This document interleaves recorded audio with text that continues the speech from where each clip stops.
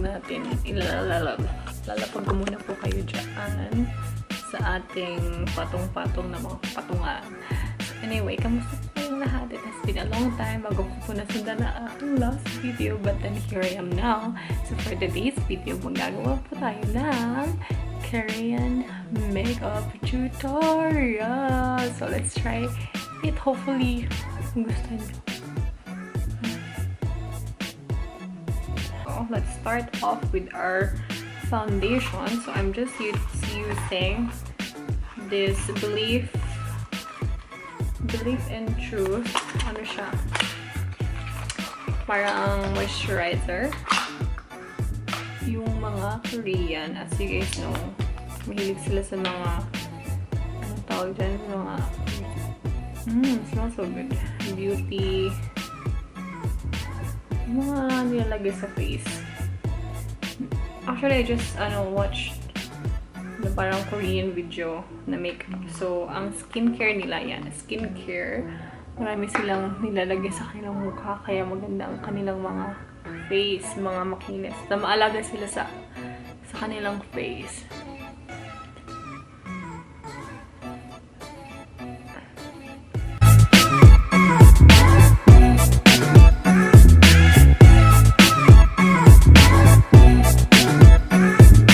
After foundation, we're gonna move on to primer. So, primer tayo guys. So, I'm using VDL. Primer siya. So, yan. Lagyan natin sa ating face.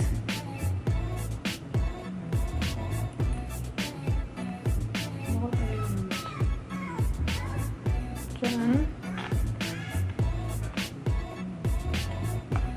So, parang ano lang siya, gel.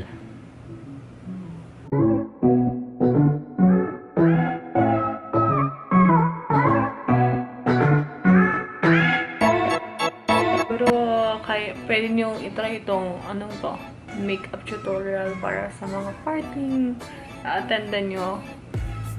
Lalo na kung mahilig kayo sa mga Korean movies, mga Korean. And then after primer, we can already put our foundation. So I'm still using the same foundation. Yan, Fit Me.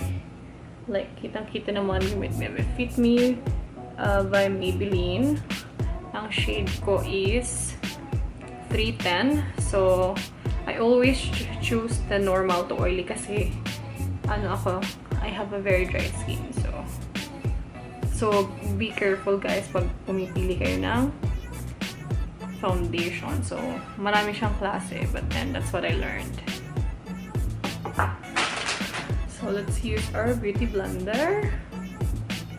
So, naglagay lang ako ng foundation sa aking kamay and then lagay muna natin sa ating face para tawag dyan, hindi masayang yung foundation. Kasi pag direct nyo siyang tawag dyan yung nilagay, I forgot the word, but then pag diniretso nyo siyang sinawsaw dyan sa foundation, kumbaga most of the product or most of the foundation mapupunta sa inyong beauty blender. So just make sure na i-direct nyo siya sa skin nyo. Then that way, you will be able to save foundation.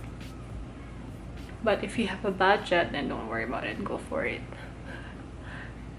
Eh, ako, paubos na siya. So, I need to tipid-tipid para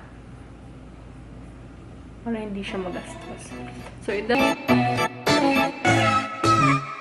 then don't forget sa inyong egg.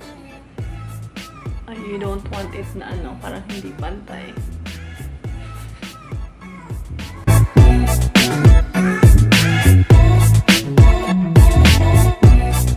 So, now, blend it. To make sure na pantay lahat.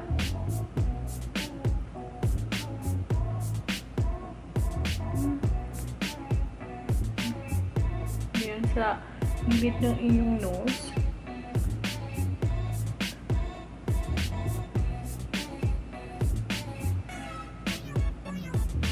ears. Para pantay. Sa leeg. Kahit sa likod ng yung neck. So, yan. Para pantay siya. Okay. So, yan. Meron na tayong kinis na face. And then, after that, we're gonna go on to our eyebrows. So, let's grab our eyebrows. Where's my eyebrows? Well, this is my eyebrows. Yung palagay ang hinahanap natin. So, I got my brush here. So, this one is my brush. Ganyan. Gamitin natin itong eye pencil. Nawala na nga ang takip niya kasi lagi ko siyang ginagamit. So, this one is Essence Long Lasting Eye Pencil in the shade of Hot Chocolate. Chocolate. So, simula tayo sa gitna. Usually, if you're gonna do your eyebrows, huwag kang magsisimula sa pinaka dito kasi magiging harsh siya. So, always start from here and then move your way there. Or, most of them, they start at the very end dito sa outside part ng kilay and then they move sa inner part. So, yan.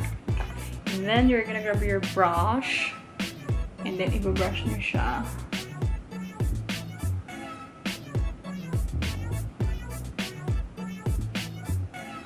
And then, careful lang kayo sa inyong end part kasi you don't want it to be like mahaba. And usually, I just taas my kilay and then I line it out.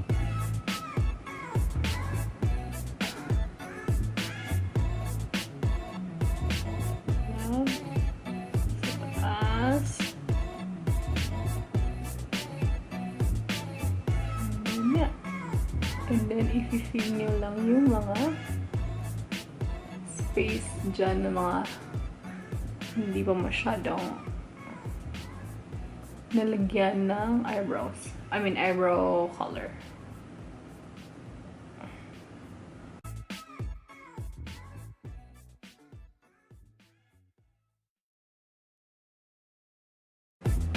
Look at the difference.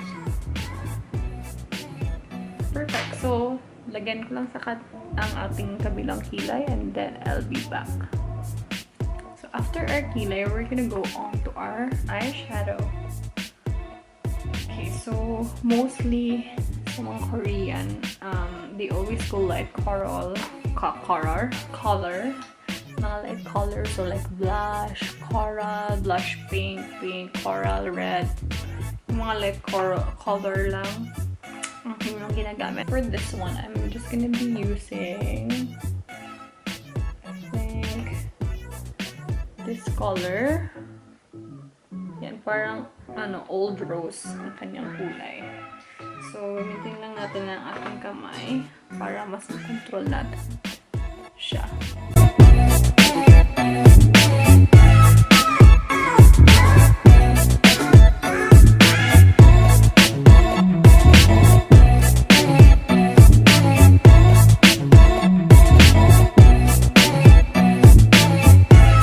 Tayo ng medyo darker dun sa nilagay nating base color. So, the next darker color is itong yung nasa baba. So, ilalagay natin siya. For this one, I need to be careful kasi eyelids lang ang target natin. So, gagamit tayo ng brush para matansyang dun lang malagay. So, let's use some brush.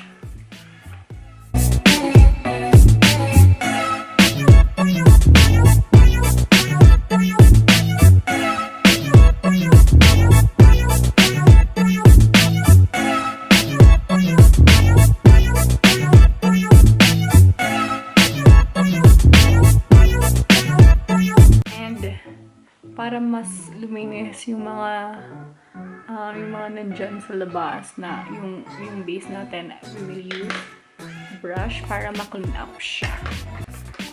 Para hindi masyadong, ano tawag yan? Hindi masyadong harsh. So, i-clean up lang natin siya using a plain brush. Para walang harsh line.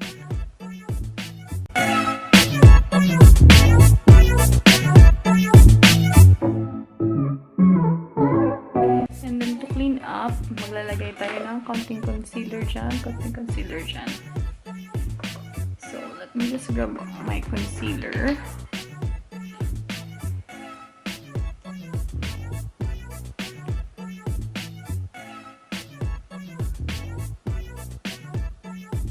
Parang nalagay niya ang ating kilay. So, anyway, yan. And then, dadab lang natin yung ating kamay para.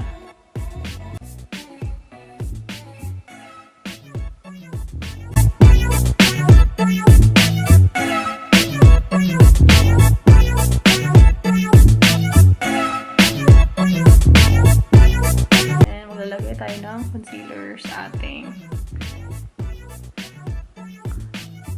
under eye para mo tayo matakpan na ang aking eye bags.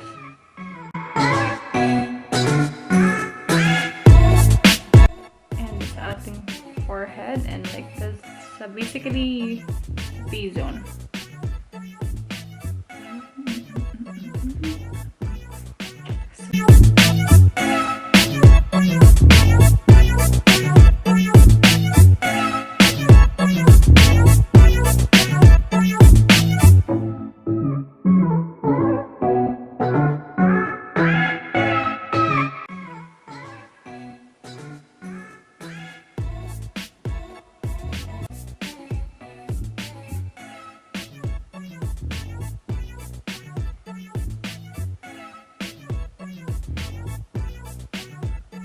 Okay, so after eyeliner, we are going to curl our eyelash,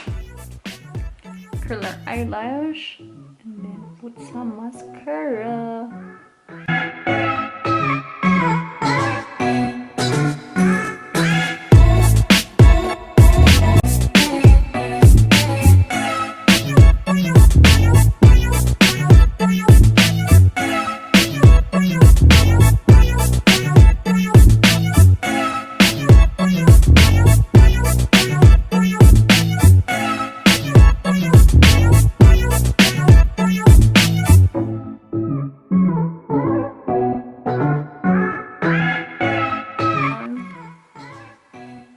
So, ilagay lang natin siya. And then we have our eyelash. So, once may pinikmata na po tayo, let's do our, let's complete or finish our eyeshadow. So, maglalagay lang tayo ng konting eyeshadow. Yung dati natin nilagay sa ating sa taas ng ating or sa eyelid natin ay lalagay natin sa ilalim ng ating eyes.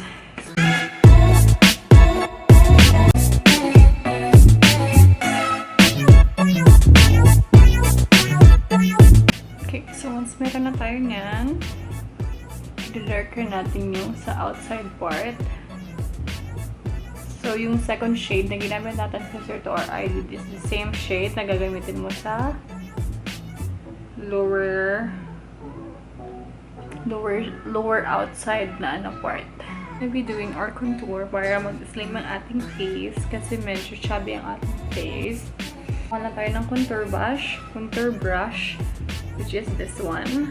And then, buka tayo ng ating contour palette. So, this one is the one from Maybelline. So, tatlo siya. Meron na siyang contour, blush, and then highlighter. So, we're gonna be using the 3 of them for this video.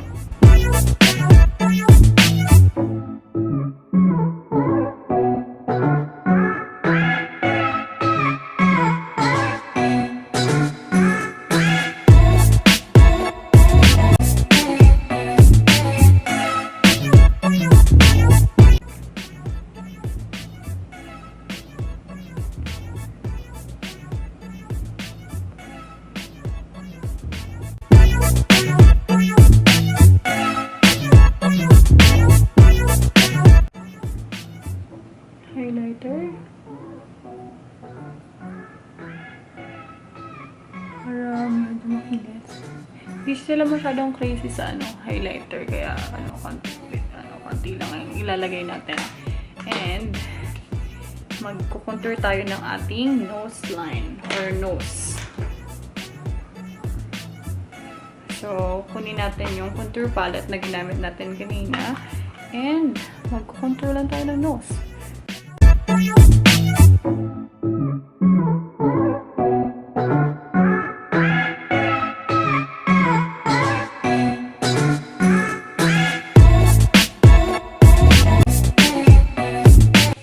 Okay, I think we're pretty much done. Ang ating gagawin na lang ay ang ating lipstick. So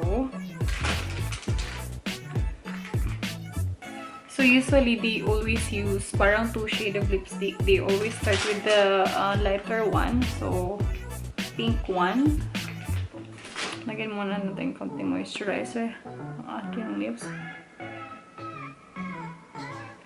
And then anyway, yeah, so they always start with the pink one. So start tayo, gamit tayo ng any pink color that you have. So I'm gonna be using this kind of pink color. Yan siya. And